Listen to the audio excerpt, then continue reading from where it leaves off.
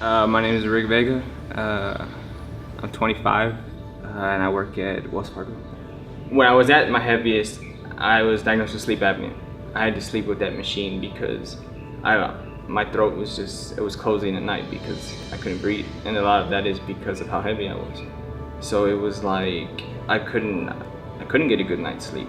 I was telling Carlos the other day, I sleep like a baby now. It's like I can just crash out. I'm not waking up gasping for air in the middle of the night, and it's just like, someone was in here with me the other day and he asked me, like, do you still use the machine? And I was like, no. I was always eat whatever I could find. Like, if it's good and it's there in front of me, I'm gonna eat it. My parents would bring home soda, and I was just addicted to soda. And like, they'd bring a 12-pack. I'd have a shoebox in my bottom drawer, and I'd go and I'd steal a bunch from the fridge and throw them in a shoebox because we'd get in trouble if we drank too much. So my parents would be like, where'd they all go? I'm like, I don't know. But they were hidden in my room in a drawer because I was just that addicted to sugar and needing that. When we moved into the house, I bought couches, and there's literally an indention in one of the couches from where I used to sit because I was just all day, hours of the day, just sitting there. The way I felt then, like everything that was holding me down is what's keeping me up right now. Because I know I'm never going back to that. Like, I'm never gonna feel that way ever again. I'm like never gonna be that person. And there's like nothing stopping me now. I'm so focused on something right now. Like I told the story of my niece. She wanted me to carry her one day at a party, and I picked her up and we walked around for a couple of minutes and my back started hurting. And it's like she's tiny. Like, why can't I carry this little girl for more than 5 minutes? And it's like, I'm 23 years old and I can't carry my niece. Like, when I get to the future and if I do have my own kids, like, I don't want to be that dad who can't play with his kids, can't do things. And that's really what kicked it off for me. It was all about, I need to ensure that when I go, it's not my own doing. It's gonna be something else, but it's not gonna be my fault. I tell Carlos all the time, like the moment I realized, because that first month I didn't drop any weight. Things were getting easier, I was able to move, but I didn't drop any weight.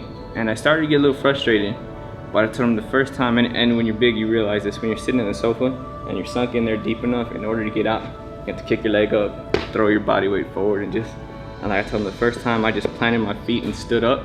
Like, I was like, okay, like we're getting somewhere. It's just, you gotta take account of those small victories and just let them build up until they become a big one, and then a bigger one, and then a bigger one. For me, when I decided, okay, like, let's do this, it wasn't like I'm gonna be here once or twice a week. Once I was in here 6 days a week.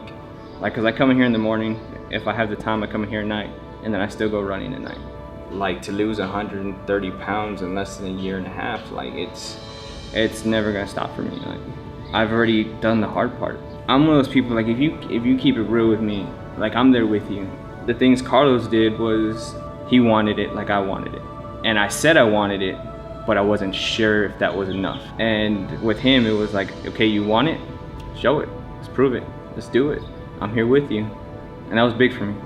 I feel like I'm comfortable here. Like, I know the people here, I know what I'm doing is working, and that's really the biggest thing, is if you know what you're doing is working, why change it? Like, I know I can come in here and do my thing because I know no one's gonna judge me. The thing that I enjoy the most is when people come up to me and say, like, hey, like, I want to do it too. Like with my little sister right now who started in here again, she's killing it, and like, that's like the proudest thing for me. People who see me now, know me now, and they see the old pictures of me, they're like, that's not you. That's not you. Like, that's me. Like, never a year and a half ago I thought I'd be getting calls like, hey, like, when you're trying to drop weight, what do you do? Like, people are asking me because I've done it. And for me, it was like, I want to be able to help people. I want people to be able to avoid how I felt. And I want to be someone who, for those people who feel like they can't do it, who need the help, who need the push like I had, because like, my sister told me the other day, she's like, I wish my story was like yours. And I said, I'm glad you don't have a story like mine, because you didn't feel the way I felt. And I don't want that for anybody. And I was like, I just want to be, if someone can read my story, if someone can come to me, if I know what I'm doing, if I'm educated and I can help them, and that's what I want to do. That's my goal for the future, is I want to be able to do these things and help people and get people out of the situation I was in.